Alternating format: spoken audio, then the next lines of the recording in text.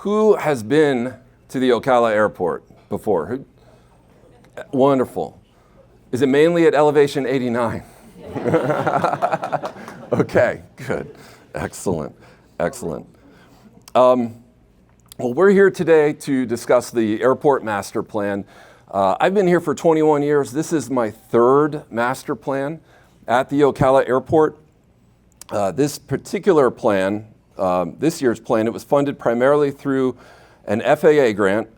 FDOT also participated. The total cost of this project's $932,000. The FAA contributed $838,000, FDOT $74,000, and then the airport had a matching of $18,600. So we appreciate those partners in funding this plan.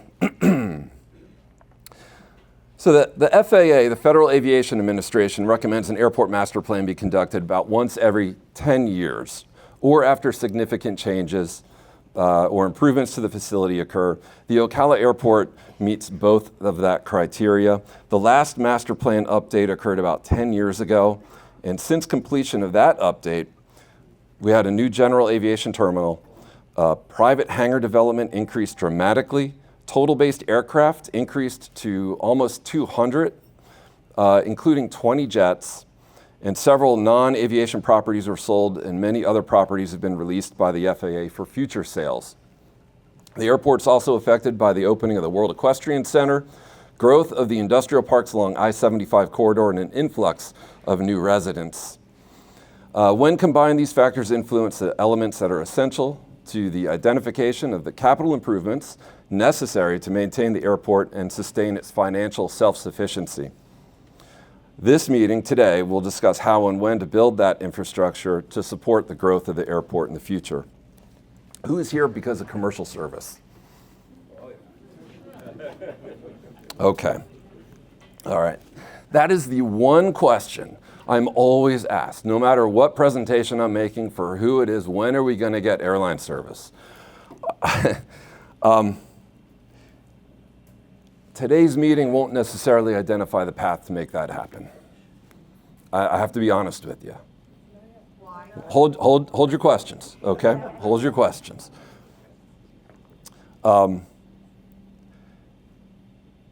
It's going to take a combined effort with the city, the county, and the business community to move in the right direction and identify the projects and the improvements necessary to support that type of an operation. And while it's true that some of those improvements that are going to be identified and spoken about here today could be used for that, but the sheer fact is that while the airfield can accommodate domestic service, we don't have the vertical facilities right now. And the improvements that we'll put in will go towards making that realistically a viable option. But there are many other factors involved. The master plan is not the venue to accommodate those or really address those factors, because we're talking about pilot shortages, aircraft issues, the actual competition of airlines, and the marketplace overall. The master plan isn't quite the venue to make that happen. And there was a lot of talk online and Facebook that made the assumption that it was. And that's unfortunate. I apologize for that. But that was out of our hands. We're going to have an opportunity for questions at the end of the meeting. So I'm going to ask that you hold off on those questions right now. We're going to run through the slides. It'll take about 40 to 45 minutes to go through all those slides. Courtney Arsenault, one of our consultants, is here. We've got Bob Overby from McFarland Johnson as well. And Gavin is running the presentation out in the lobby for the people in the lobby to follow along as well. There are QR codes spread around the table. It's up here on the screen as well. If you haven't downloaded the presentation, you can do that. Scan that QR code and follow along on your cell phone. It'll help. And with that, I'll turn the microphone over to Courtney. Yeah.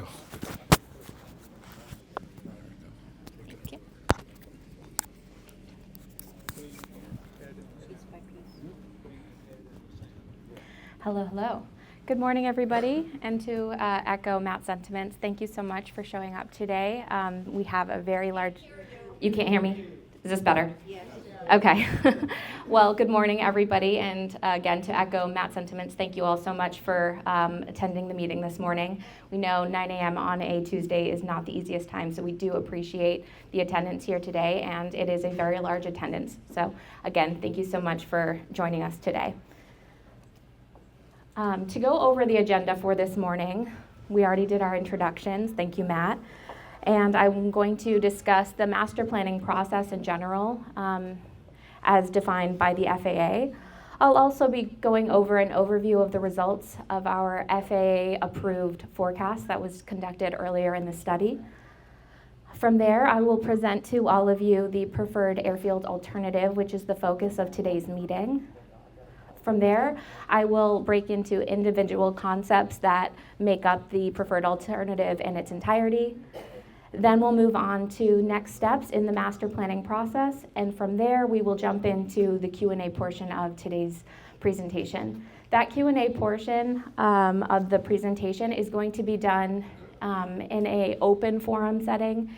And by that, I mean we are going to have boards presented in different areas of the Elevation 89 restaurant and out in the terminal area. And we invite you guys to come up to us individually so we can have some more one-on-one interactions. And this will also allow us to answer as many questions as possible in the time frame that we have today, because we have such a large turnout. Having just one question at a time will take up a lot of that time. So having more people available to answer those questions, we're hoping to get through as many as possible. If we do not have the time to address all questions and comments, there are comment cards available at the front of the room here by the door, and we invite you to write those questions and comments down. We will make sure they are recorded and incorporated into our report as a whole. And without further ado, I will jump into the meeting. First, we're going to start with the master plan process. And I'd like to just give a bit of a background as to what this process entails. So the master planning process, as defined by the FAA, establishes a long-term vision for the airport and the growth in operational efficiency at an airport. I like to think of it as a 20-year blueprint for the airport. Are you having troubles hearing? No. Okay. Going through this, I've been here several times. You had these meetings. The only thing that's happened is the airport, it's got smaller. We used to have service, now we have none, but we're paying for a place that we have no service. I understand, and we will field these comments and your questions at the end. But in order to save time and get through this presentation, we're asking that you hold these comments until the end. I apologize, but we really need to get through the presentation, and we had a late start. So if you would hold those comments until the end, we will field them and we will address them.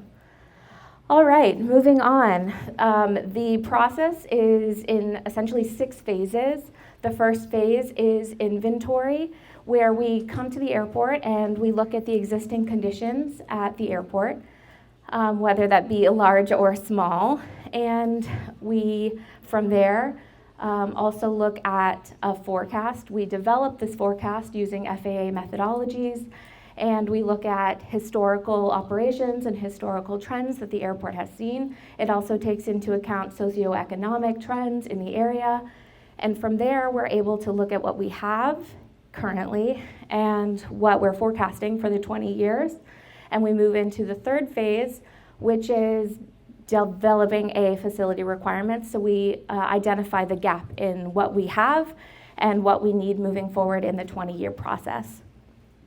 And once we've identified those gaps, we develop alternatives to address those needs and facility requirements. From that point, we move on to a financial plan. We look at the phasing of the alternatives and how we're going to pay for all of these alternatives and expansion at the airport. And whether that's through FAA monies, grants, airport funding, federal or local matching. And then the final step is developing an airport layout plan that is approved by the FAA. as well as a final document which will be provided and public. The key goals of today's meeting are for the preferred alternative.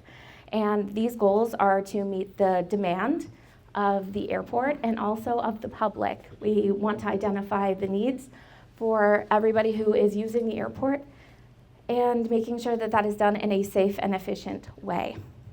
We also identify the need for the airport to remain self-sufficient. The airport strives to continue its financial independence, which is a large feat for an airport. Another large goal of today is engaging with you, the public, to make sure we are listening to your comments. We want your feedback. We want to make sure that that is all included in the report, so that's why we are here with you all today. And finally, the goal is to maintain flexibility for future changes, whether that is the potential for a commercial terminal or future technologies in aviation that we just don't know yet. We want to make sure that we're saving space and maintaining that flexibility.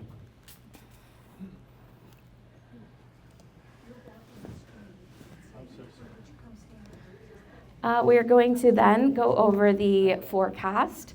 So I have here an overview of our FAA-approved forecast.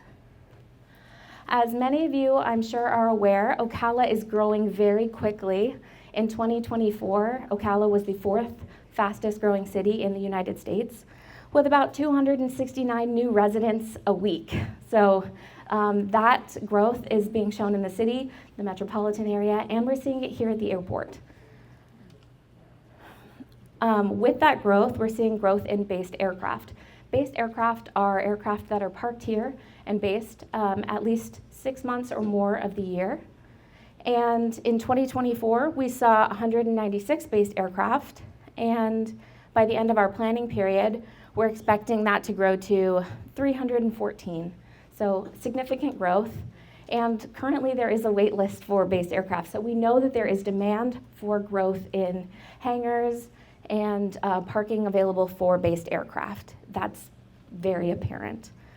We're also seeing significant operational growth. The activity at the airport has skyrocketed. In 2024, we saw almost 105,000 operations. Over the planning period, we're anticipating that to more than double. So the airport is reflecting the growth we're seeing in Ocala and the metropolitan area. In addition to the growth in operations and based aircraft, we're also seeing a shift industry-wide to larger aircraft. And therefore, we're seeing a fleet mix shift from smaller jets to larger jets with higher approach categories. In our forecast, we identified a growth in our future critical aircraft. A critical aircraft is the design aircraft that sets the requirements for the airfield in general, as aligned in the advisory circular published by the FAA. The current critical aircraft is a B2 aircraft, and we are transitioning forward to a C3 aircraft. This is a larger aircraft. It has a larger wingspan and requires additional separation requirements and additional pavement requirements. So as we go on to the next slide, I've mentioned some of the growth that we're seeing, and I want to touch on the implications of that growth. Now, the airport as a whole, with its current infrastructure, can only support so much service. And the FAA has thresholds that once the airport activity has met those thresholds, we raise a red flag and we say, hey, we're overflowing in this current infrastructure. So the airport, over the next 20 years, is going to be meeting those thresholds. There are two. One is at 60% of the service volume. There's a red flag that says, hey, we need to look at designing some additional infrastructure to support this service. The second threshold is at 80%, and that means we need to build this. We're past the design. We need to implement that infrastructure. And we've identified in this master plan that over the next 20 years, we're going to surpass both the 60 and the 80% thresholds. So what we're presenting today is significant infrastructure changes at the airport to support the growth that we are seeing in Ocala and at the airport.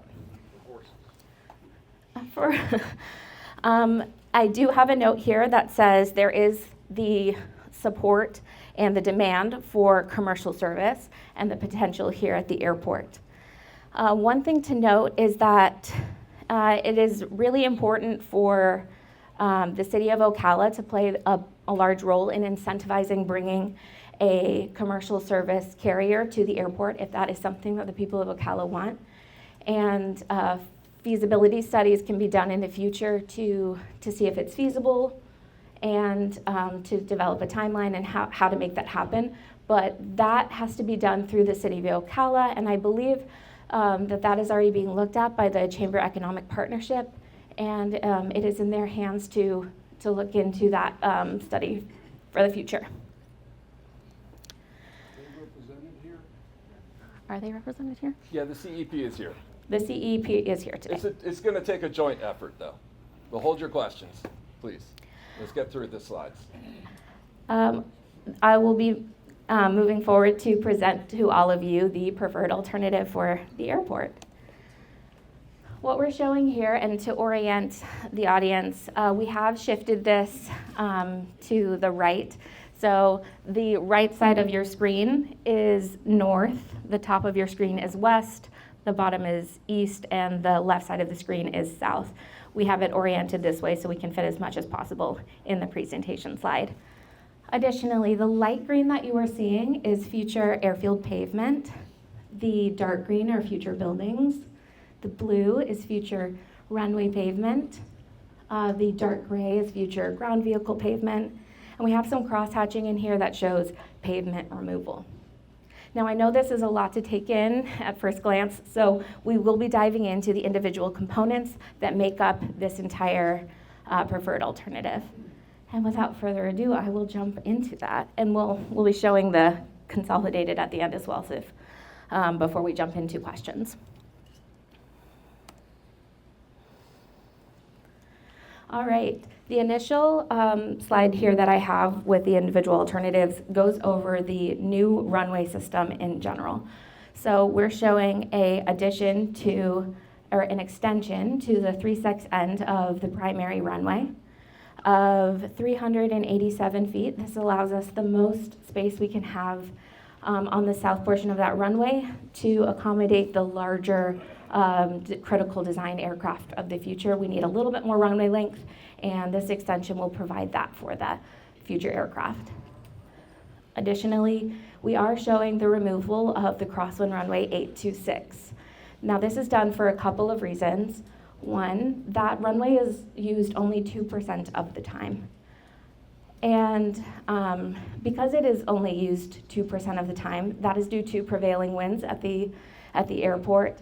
Now, aircraft need to take off and land into the wind. We call that a headwind. So that is why that runway is only used 2% of the time, because the prevailing winds happen in a north-south direction the majority of the time at the airport. Now, because the airport or that runway is only used 2% of the time, the FAA no longer defines that in their definition as a crosswind runway, and it is considered a secondary runway. The secondary runway is not funded by the FAA, and therefore the airport bears the burden to financially rehab that runway in its entirety. So in order to utilize the airport funds to the best we can, we're actually recommending removing the runway and replacing it with a future parallel runway that will see more of the operations. Like I said, 98% of the time, we'll see the north-south flow. So we are recommending a future GA or smaller aircraft runway on the west side of the airfield. So this would be a future 18 right, 36 left, and that would be available for A2 and B2 aircraft. And it would be a visual runway. This runway would be 5,000 feet by 75 feet, and like I said, available to visual aircraft only, operations only. Additionally, in this configuration, we're showing a realignment of taxiway alpha, which I'll get into in the next slide. We're also going to be getting into the new full-length parallel taxiway between those two runways, which is what we're calling Taxiway Charlie. And we're also showing a future full parallel taxiway to the new runway, which we're calling Taxiway Delta at the top of the screen.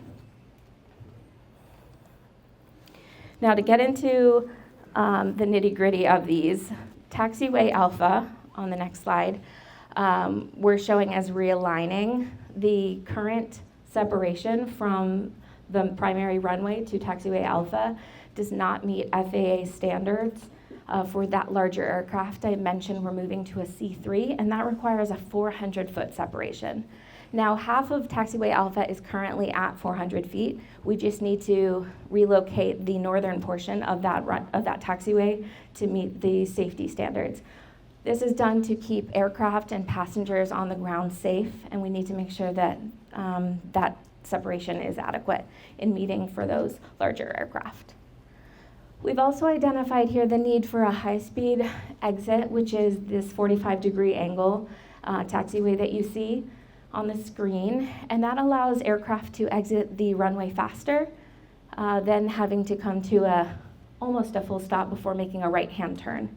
So this will decrease runway occupancy times and help improve capacity through the airport.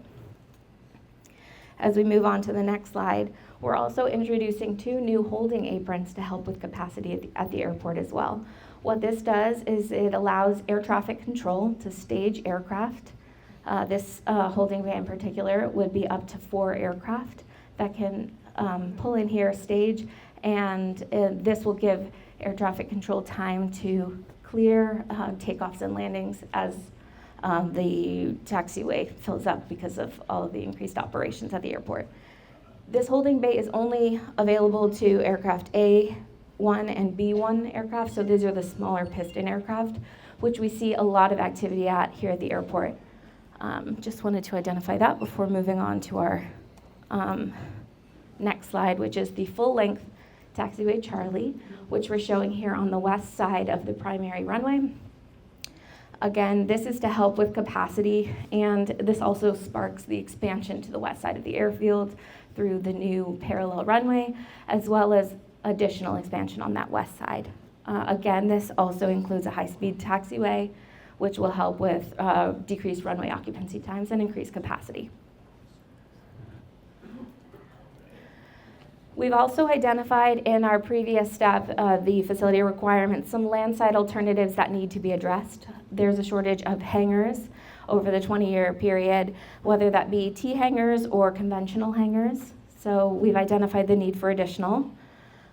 We've also identified the need for additional apron space as aircraft are coming in and parking on the ramps. We're often running out of space here, so showing an additional apron space there. We also want to look at the opportunity to bring future aircraft here, such as advanced air mobility, in the form of electric vehicle vertical takeoff and landing aircraft. We're trying to prepare for the future and the growth in that industry, so we've identified a location on the airfield to prepare for that. We're also showing an increase in the current terminal building. As you can see, it could be a little tight in here with increased operations and additional activity through the airport. So we're going to be showing that. We're also going to be showing a new relocated location for the rental cars. Again, as you may have noticed today, there is limited space out front for parking with the current rental car parking lot, so we're recommending a relocation of a consolidated facility for rental cars solely. What is car and rent? Consolidated rental car facility. Cargo facility has also been identified as a need for the airport as we're seeing more and more operations or more and more growth in the city of Ocala. The need for a cargo facility here in the city would be beneficial, so we're also showing that as an option. So this picture here on the next slide with terminal expansion is showing about a 10,000 square foot addition to the current terminal. It is on the south portion of the terminal, so this is the opposite side of where I am today. And the expansion would impact the current rental car facility slightly, and it would also require the relocation of the playground that is located just south of the terminal. We're also looking at the CONRAC, the Consolidated Rental Car Facility, being relocated to the southern portion of the airfield, but it does still provide access to the roadway and to the terminal building. And this would help meet the future demands for the rental car facilities here as they're far outgrowing the current space that they're in. The next thing we've identified is the need for bringing a airport rescue and firefighting facility to the airport. The airport doesn't currently have a dedicated ARF station, and they use the city of Ocala's off-site firefighting services. So bringing this to the airport would help with emergency response times and having more aviation-specific services available. This would significantly improve operational safety at the airport. On the west side of the airfield, on the next slide, we are showing a cargo and MRO apron development. And like I said, we have identified the need for a potential cargo area, and with the expansion onto the west side of the airfield, we do have adequate space for large cargo or MRO, which stands for maintenance, repair, and overhaul facilities to address aircraft maintenance. This also shows adequate space for the potential for an equine or quarantine center for international traffic, if that is a desire for the equine traffic that comes through Ocala. Currently, equine aircraft have to stop in Miami or other locations to go through that quarantine if they're coming from international countries into the United States before they're able to come to Ocala. Moving on to the next slide, we have our north hangar development just south of our future cargo apron. And we're showing here six additional conventional or box hangars. And this is going to help us meet the future needs of private aircraft parking and based aircraft here at the airport. This would share a taxiway with the future cargo aircraft. So these hangars that we've proposed are larger hangars to accommodate larger aircraft that would be sharing that taxiway. As we move on to the next slide, we're also showing a lot of hangar development on the east side of the airfield. And this is essentially filling in the different available pockets along the east side before we're able to expand to the west side. So this would be an earlier phase of developing hangars for short-term answers to the based aircraft issues that we're seeing. On the next slide, moving back to the west side of the airfield, we're showing a future FBO facility, a dedicated FBO facility with employee parking, adequate space for a terminal and hangar space. And this would have access to a future roadway and access to Southwest 67th Ave as it currently exists. On the next slide, we are showing some additional future general aviation facilities. We're showing 8 10-unit T hangars to accommodate future growth and based aircraft here at the airport. We're also showing an additional facility, and this is not prescriptive. We just want to show that we're showing space for it. So this could be a flight training facility. This could be a maintenance shop. This could be additional FBO. We're just leaving space for that GA facility and the flexibility in the future. Again, as I mentioned, we are trying to save space for future technologies that are developing currently. We have eVTOL, which is electric vertical takeoff and landing aircraft. And we've identified a space on the west side of the airfield off of Taxiway Delta for parking those aircraft and a small terminal and parking facility there. And finally, the last component of the preferred alternative is the potential location for a commercial terminal in the future. As we've mentioned, we are trying to maintain flexibility for the future, and though we have not forecasted commercial service at the airport today, that's not to say that it couldn't happen, and if a feasibility study recommended that that could happen and the city of Ocala incentivized an airline to come to the airport, this is one space that is adequate for the commercial service for the service terminal.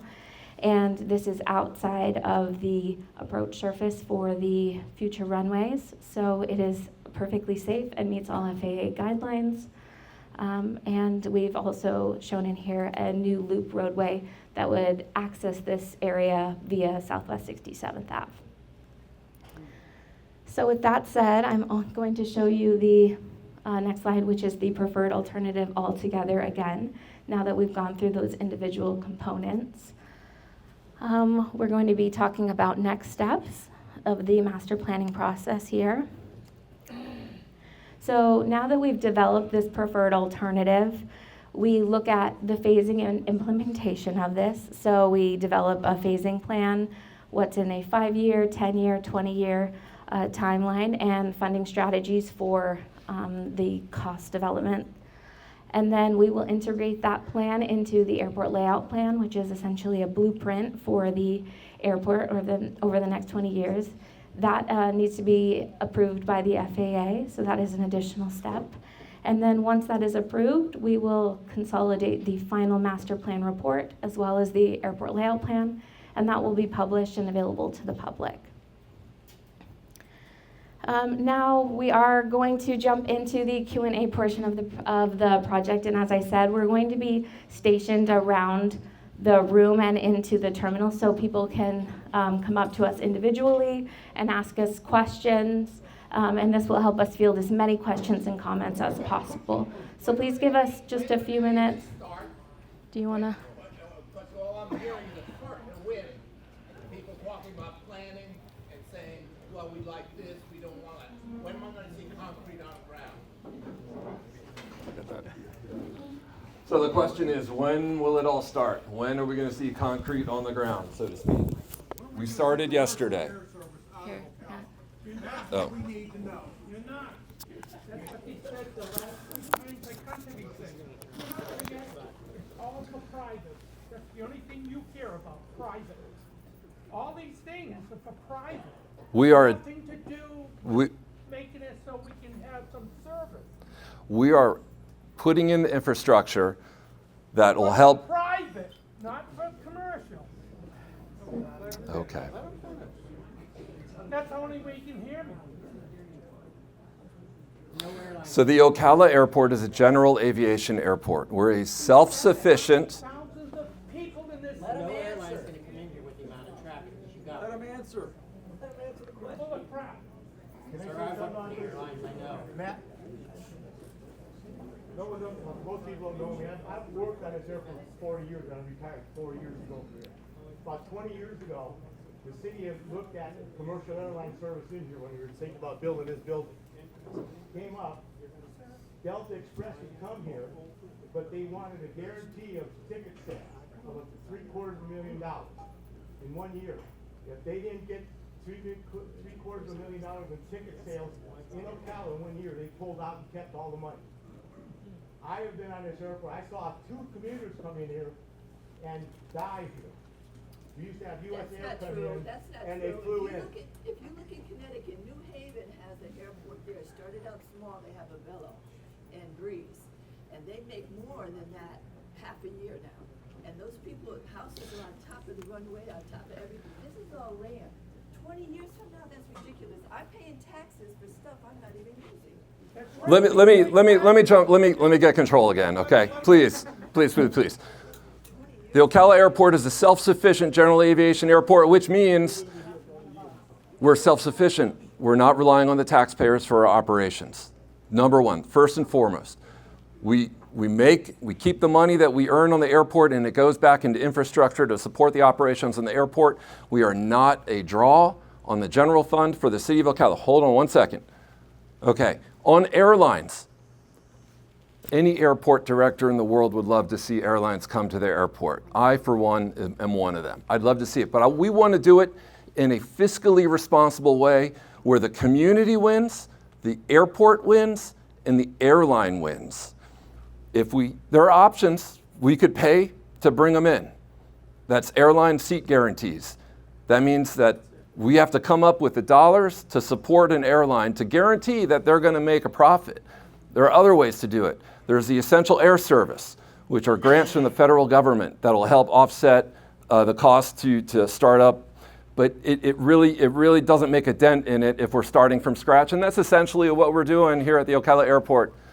We're starting from scratch in an unproven market, in an untested market, in an industry that's turbulent. So there's a lot of barriers to entry when it comes to that. The terminal to support an airline operation is $30 million. We're not going to get an FAA grant to fund that. I've been doing this for a long time. We're not going to get an FAA grant to fund a speculative building in an unproven market. So where does that money come from?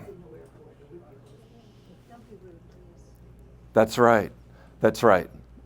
Taxpayers. Can you ask one question here? How many people here have driven to the airport down Orlando or whatever more than once a year? I go 4 to 5 times a year. And I guarantee you, with the more people coming into this town gives, this community gives less service Yeah. for the amount of people you keep bringing in here. Our services keep dropping. I live in Redmond. I pay an awful lot of taxes, but the killer is we don't have a fire department, my insurance, or fire department. It's crazy because we don't have a fire department. But what I'm saying is, this is what this town has always done. I try to get Six Flags to come to this town, and I did it, but they refused it because they said you could be paying more money for the people working here than they did on the farms, and they're going to lose the people, so they stopped it. Thank you, sir. I'm going to move on to some other questions. In the back here. Yes, please. Technical question. Do you have IFR service, and if so, do you have GCA unit or units? We are an all-weather airport. Runway 36 is an ILS, so that stands for, I'm sorry, let me back up. The question was, are we an IFR airport? Do we have IFR services? That stands for Instrument Flight Rules. Yes, we're an all-weather airport. The runway 36 has an instrument landing system where pilots can fly through the clouds and land with minimum half-mile visibility, 400-foot ceilings. And do you have a GCA or another? You mean, I believe you're a GPS? GCA. I'm not familiar with it. Ground controlled approach, no, that's. Oh, okay. Jacks, man, that's Jacks. Overline, we don't have that. Okay. Yeah. Well, I know they're kind of outdated, but if they have IFR, some still have the old GCAs, and I wonder if you still have them or not. Okay. Ma'am, in the front here. This will be pretty straightforward, but my concern with Ocala's 20-year blueprint for commercial flights is not just about the physical expansion, but rather about noise. It's about committing the city and future councils to a path that becomes impossible to reverse once the FAA takes over. We can use Broward County and Phoenix as examples. After approval, it is the FAA, not Ocala, that will control runway use, flight hours, expansion, and operational decisions. This means any assurances made today cannot be guaranteed 10 or 20 years from now. New developments within 3 to 4 nautical miles of where we are standing right now are already telling buyers they cannot file noise complaints. Many residents will not fully understand the long-term impact of that. I've lived through this before. My family purchased a home 3 nautical miles within the Fort Lauderdale South runway. FAA paid out to Fort Lauderdale residents about $40,000 per home and disclosed that they would have limited air rights, only flights 9 p.m. to 9 a.m. And when they closed the north runway and allowed only traffic through the south runway, we had the opportunity to see Air Force One land above our home, 300 feet above our home. And flights were coming in 24 hours a day, 3 to 5 minute increments. My request is very simple. Before Ocala commits to commercial service, ensure that residents and future councils are not locked into consequences we cannot later change or control. Once this door is open, it cannot be closed. Very good.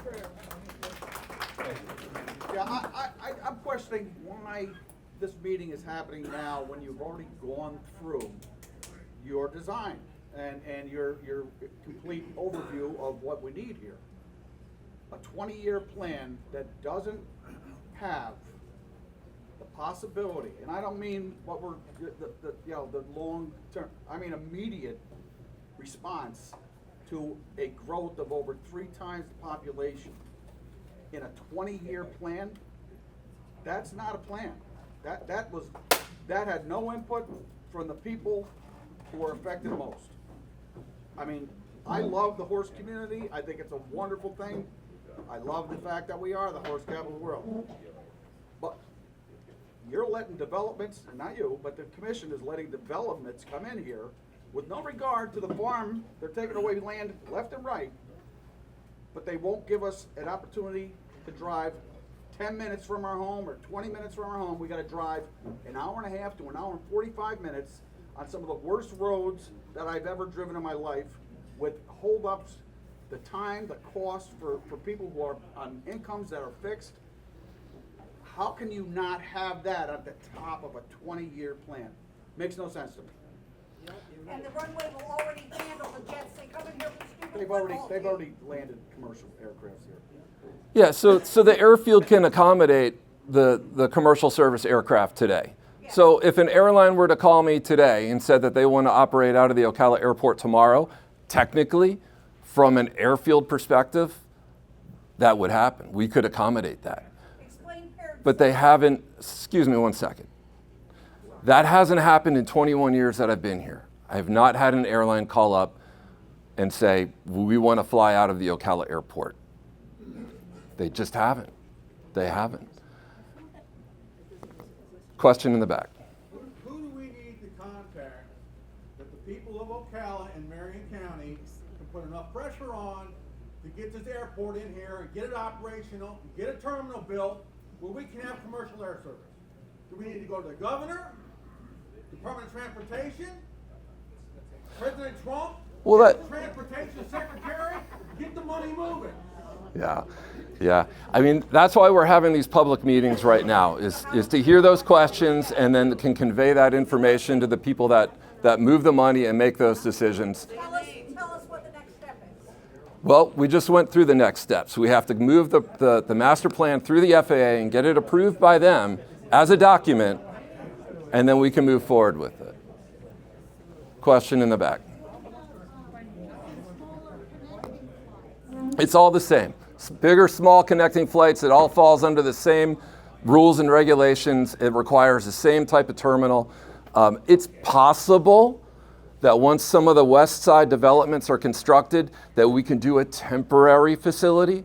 I've seen that at some airports. That's certainly on the table. I've seen a positive pressure air structure be used as a terminal building. So there are options that we can go forward and low risk options that we can do. Those are all on the table, but it's convincing an airline to operate out here. It really is. Sir.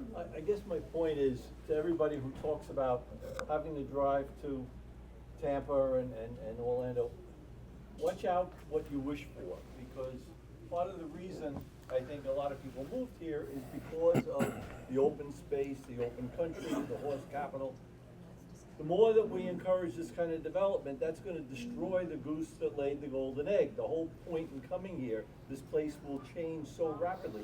We already have. It already is. For people who don't wanna do that long drive, there is an airport at Gainesville. Wouldn't it make more sense? I can see maybe being able to move the horses in and out here, because that supports the horse country concept and the preservation of open space and the raising of horses. But for people, why not, if any expansion is necessary, make use of the already existing Gainesville Airport, which is a much closer drive than Orlando or Tampa. Make use of something that's already there, instead of expanding and making another terminal here, which is only 40 miles away from Gainesville. In other words, more efficient use of existing infrastructure. So the comment is about what about Gainesville and utilizing that airport as a more efficient use of infrastructure. It's 45 minutes away. That is one of the barriers for an airline to operate out of this airport. It's the competition from other airports as well. There are 9 commercial service airports that surround Ocala, and they're all within a maximum 2-hour drive that you can get anywhere in the entire world. And what market is being underserved? Where are you going to fly to that's being underserved by those 9 airports that can be better served out of Ocala? And that's one of the questions that we need to ask and look into, part of a feasibility study, a demand study, which did get some traction earlier in the year through the business community. I think it's going to happen. I think we're going to see that study. It's got legs. I think it'll move forward. So I want to get some people that haven't had a chance to answer or to ask any questions yet. Right here, at the back. But the plan you got proposed there, are you able to do that with the constraints of the airport size now, or do you have to expand it to comply with that? So the question is, with the plan that we're showing up here, can we do it within the existing property line, essentially, of the airport? Yes. Yeah, we don't have to purchase any additional property to do that. The gentleman standing up. At one time, there was a discussion about doing a regional airport where Ocala combined with Gainesville. You know, and to me, that seemed like it made a lot of sense at the time, because, you know, the Gainesville airport is not that attractive. You know, and between the two of us, I would have thought it would have made a lot of sense. So the question, it was a comment about a possible regional airport between Gainesville and Ocala. That has come up in previous years. Again, the traction didn't last long on that conversation. But I did hear of some property owners on the north side of Marion County, south side of Alachua County, that did discuss that, yes. Sir, right here in the middle. Question for you, with this expansion program, are you going to increase the controlled airspace around Ocala Airport? Right now, it's the controlled airspace around Ocala Airport is about 4.4 nautical miles. I don't believe there's any indication that that would change. Okay. Second question is, has Marion County looked at building a fire station here on the airport yet? Has the county Looked at putting a fire station? They have not. The city of Ocala owns and operates the Ocala Airport, so it would be the city fire. And actually, what we showed on the screen is a joint use facility. It would be half of it would be for airport rescue and firefighting. The other half would be a structural facility that would serve the area around here. Right next to you, ma'am. You mentioned cargo. Are you talking about supporting like a UPS, FedEx kind of air traffic here? It could be UPS, it could be FedEx, it could be equestrian related, any of those, yes. Large aircraft as well, too. Sorry, I can barely see, in the corner here, to the right. Has anybody gone toward the airlines with that kind of dangling the carrot in front of them with the regional growth that we're experiencing? We're not in the country anymore. In the country, we're hitting highly populated areas. There are more demands for flights near our home. Are you waiting for the airlines to come to you, or are you out reaching out to them? So the question is, are we reaching out to the airlines with the information about our community's growth and the population explosion and the wants and needs of the people here? And We could bring that to the airlines, but it would be good to have that feasibility study and a demand map or a heat map of just where the people are flying to from Marion County. So all that, it's not. We don't have our hands on the heat map or the demand study, the feasibility study. Like I said before, having that in our hands and making that approach all inclusive will go a long way. But feelers can be sent out to get a feel for what airport they're looking to be close to and landing in and servicing from. You know, they set up hubs for a reason, and you know, within these areas they have their hub. If it's a connecting flight location for them, if it's direct flights to certain areas, put down a feeler. What do you lose? What do you lose by contacting them now and saying, hey, we're looking down in the future, we get a 20-year plan, what is your feeling and what are your desires in this area? Can we be of service, and what do you need from us to make that happen? That's a good point. Ma'am. Has a noise impact study been conducted associated with this updated master plan? No. No, so the question is, was a noise impact study conducted associated with this master plan? So Part 150 noise study, that would be a separate item. Are there noise contours drawn up on the forecast at all? No, not in our forecast. Okay, so there won't be noise contours associated with the master plan here, but that could be a next step that we could institute. Absolutely. Ma'am, right here. When do you propose that you will have the kind of information that you need to go back out to these carriers to try and persuade one of them to start service here? So the question is, when will we have the necessary information in hand to make that pitch to the airlines? To conduct that feasibility and the heat map demand study, it could 6 months tops. 6 months, once a consultant would be under contract.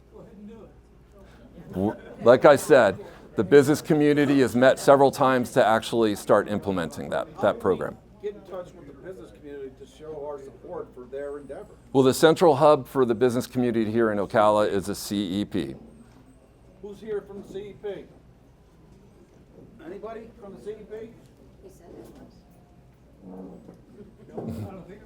How do we get your information? We would like to contact you to get something moving on this. Can we see you after the thing? No, there's available online. Okay, but we need a name and info. Thank you. Standing up here, ma'am. Was there a traffic impact study? 60th Airport Road is quite busy already, and we're having so many thousands of new units being built. It's going to be a night, and it's already a nightmare off of 200 and off of 6th Airport Road. So the question is, was a traffic impact study conducted for any portion of this project? And the answer is no. That would be specific for the individual projects that would occur, not necessarily for a one-off general aviation hangar, but certainly for an airline terminal, there would be a traffic impact study conducted for that, or any of the larger, more inclusive commercial type businesses, maybe on the west side, sure. Oh, so there wasn't one done also for the one that's proposed for 67th Avenue either, right? It's just, there's no look at traffic impact at all on increased traffic. Like I said, on the traffic, it's specific for the proposal, for the actual proposal on that site. Because we don't know exactly what the demand's going to be for the use for the areas that we've identified. We don't know how many trips per day for that particular use might happen in 10 years. We could take a stab at it, but it's a crystal ball. So we prefer to do those traffic impact studies specific for that use when they're ready to go vertical, so to speak. So let me check the time here. We have time for a few more questions. I'll remind you that we've got some paper sheets up front here, especially for the people in the lobby that aren't able to ask questions.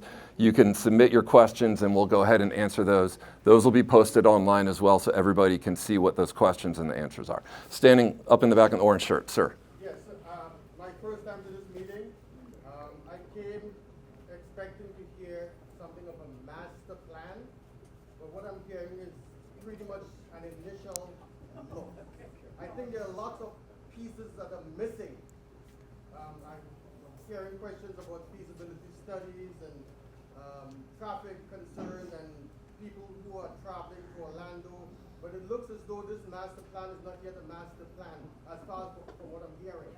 So I think that there needs to be more going into this plan before it becomes a master plan, whereby the public could come back and hear more of the information and details that went into this.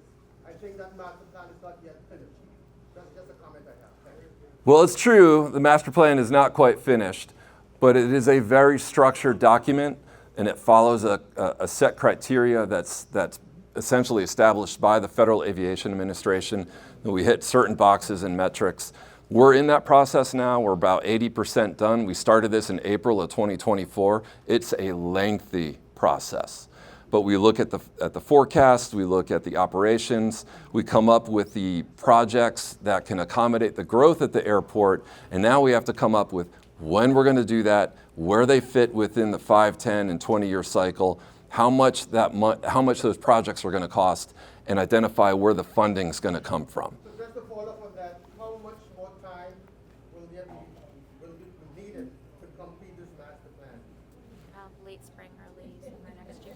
So late spring, early summer next year, we should have a final determination from the FAA. Sorry, I missed that. Probably late spring, early summer of next year, we'll get that final determination from the FAA. So then we'll be invited back to hear that again? No, that'll be published for the public. It'll be published at that time. Sir? Haven't we had several master plans already? Yeah, about once every 10 years or so. And what about the last master plan? How come they never come to a figure? Oh, they- Nothing's ever been done about them, because the other one showed an airport here. I was here when you said this is supposed to happen and this, and all we keep on getting But, is expansion of private planes, but nothing of a commercial. We're a general aviation airport, so we meet the demands and the growth of a general aviation airport. The master plans address that. I'm the one using it right now, you're right. Yep. Sir?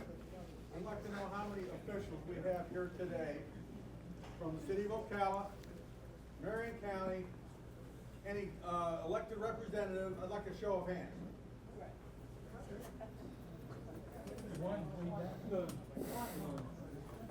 This is ridiculous. Why weren't these people invited?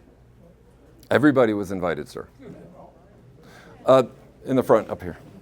So ingoing and outgoing air traffic to this facility is going to increase by your expansion exponentially, okay? Do I understand that first to be true? The air routes coming in and out of this airport have not been established yet, how that's going to happen with the increase in air traffic like that young lady has mentioned, because speaking about Tweed Airport in New Haven, okay, I was local to that, okay? I know friends and families. I moved into an area city that had basically that type of a situation, but there are good friends of mine that live outside Tweed, okay? Now, they commercial-wise, from what I understand, from what I see, it's more airline and not cargo and all that stuff. This is like priority is reversed, that you're getting all this increase in traffic coming in, but none of the passenger airlines have been kind of like the last man on the totem pole kind of thing. Was that done purposely, or in other words, do you see this airport being more of a commercial, non-passenger kind of airport, or what? What do you consider this airport to be? So the question is, what do I consider the Ocala Airport to be? What kind of an airport is the Ocala Airport? And it is a fantastic question. The Ocala Airport is a general aviation airport. By definition from the FAA, it looks at the type of operations that come and go. It's recreational flying, it's corporate flying, it's charter flying, it's law enforcement, military, it's essentially all the different, it's flight training, It's all the different aviation industries except for scheduled airline service, okay? And that defines us as a general aviation airport. And then they take that, and then they further define that into different rankings of general aviation, from basic to local to regional to national. We are a nationally ranked general aviation airport because of the amount of traffic here at the facility. It looks at the number of based aircraft, the number of based jets, total operations, total instrument, itinerant operations. Itinerant meaning it originates from one airport and then comes to this airport. It's not a touch and go or local type operation. So we're a nationally ranked general aviation airport. Out of the 80 or so general aviation airports in the state of Florida, there are only about 18 that are nationally ranked, and we are in that. One last definition here. The city of Ocala has opted to certify the airport through the FAA process of airport certification as a Part 139 airport. Part 139 is a very specific set of criteria, talks about safety, security, firefighting, and wildlife control, all of that. Daily inspections, it looks at all of that. That's what makes the Ocala airport slightly different than all of the other general aviation airports, is that we're Part 139 certificated, and having that certification is a big step. It opens the door for air carrier type operations. It's why we're able to accommodate the charter flights that we currently see with Delta and JetBlue flying the NCAA team charters in and out of the facility. It's only a few times a year right now. But those airlines know we exist. And they've been doing that for decades right now on a charter basis. So we're a Part 139, nationally ranked general aviation airport. That's who we are. And that's how we have to look at the master plan going forward. The forecast data, the number of operations of jet traffic in and out, the flight training, all of that is examined in the master plan. We can't work the master plan on operations that don't exist. And right now, the airlines don't exist out of the Ocala airport. It's a kind of a catch-22 for us.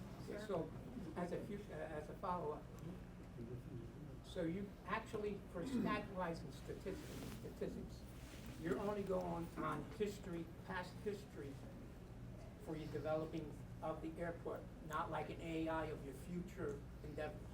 In other words, what do you plan in the future besides what you see here? Have you gone through any of that to analyze what is best for this area? Can you speak to the growth and how the forecast is used? Yes. Thank you. So to answer your question, you were asking about using historical data and then projecting forward. Yes, we currently, through the definitions and the advisory circulars put out by the FAA to meet the criteria for this master plan, we use historical trends.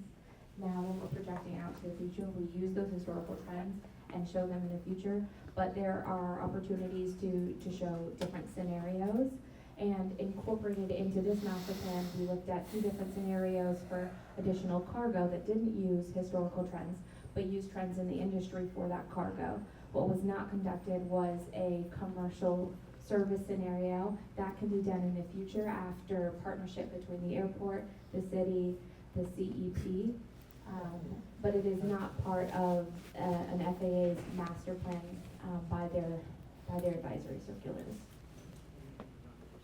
With all the people that are coming here, why don't they figure out that we're adding 30, 40,000 new homes?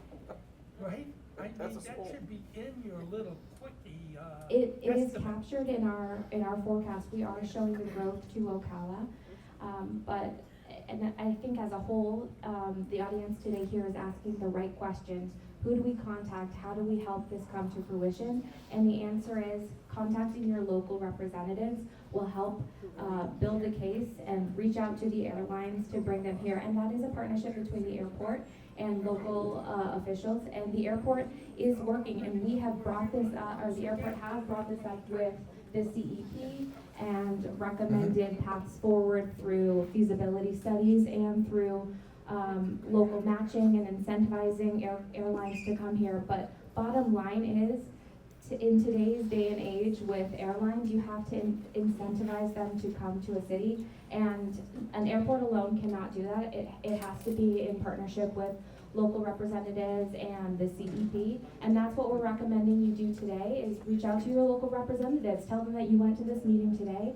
We have the demand for it. The city of Ocala in the metropolitan area is growing, and we're recommending that you do. You reach out to them and tell them, you know, we have the infrastructure, we're planning for it, and we would like to see that come, and the studies associated with it. We want to see the noise contours and the flight approach paths if commercial service is brought to this airport. It's not part of this study today, but it's obvious and apparent that there is the demand for it and the desire, and we just recommend that you reach out to your representatives to let them know.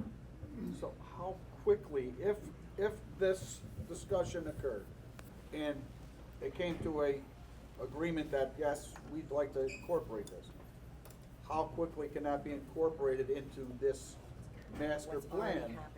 Or is that another red tape issue that's gonna hold up the movement? The question was, how long can we take to go through these next steps and reaching out to the city and incorporating that into the study? So this study, as it is today, will not incorporate that. That would be an additional study and additional studies past that to bring it here. But those can begin within the next 3 to 6 months if there's movement and support from the public in bringing that to fruition. But as I mentioned, you know, it is important to contact your local representatives. Yes. Yeah, just to revisit that thing about Gainesville, and just a quick question. It's sounding like this is turning into a, well, we all want this, so who we're going to contact. No, a lot of us do not necessarily want this. But Gainesville, which again is already has airlines operating, to what extent are they studying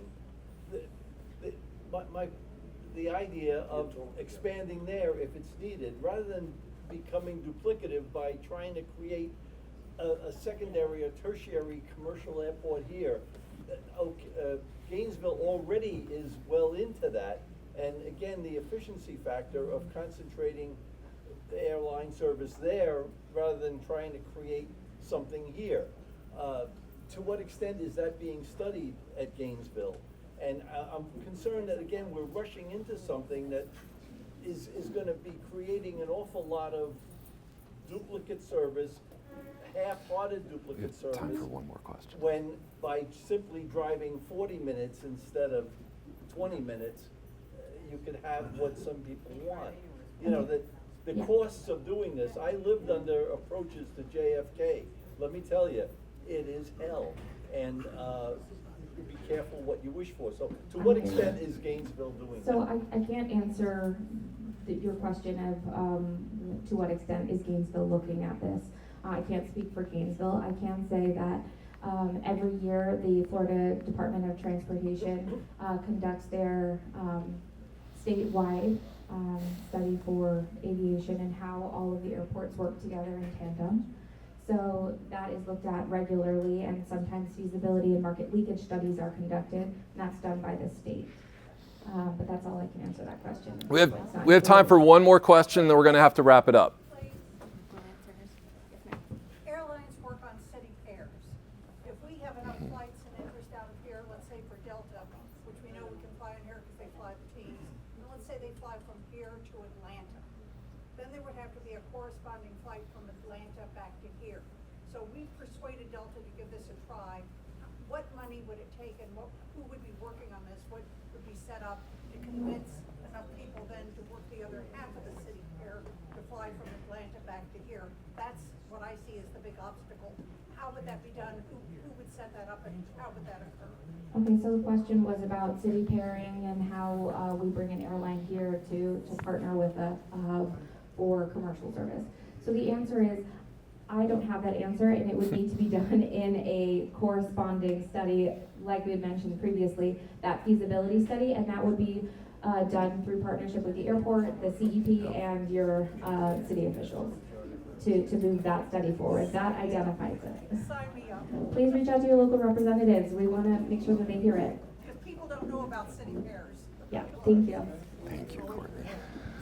So that's going to wrap up everything for the meeting today. I'll remind everybody, if you have questions and they weren't answered, please fill out the paperwork up front there. We'll get to those. I want to thank Elevation 89 for opening up their facility for us. Appreciate you.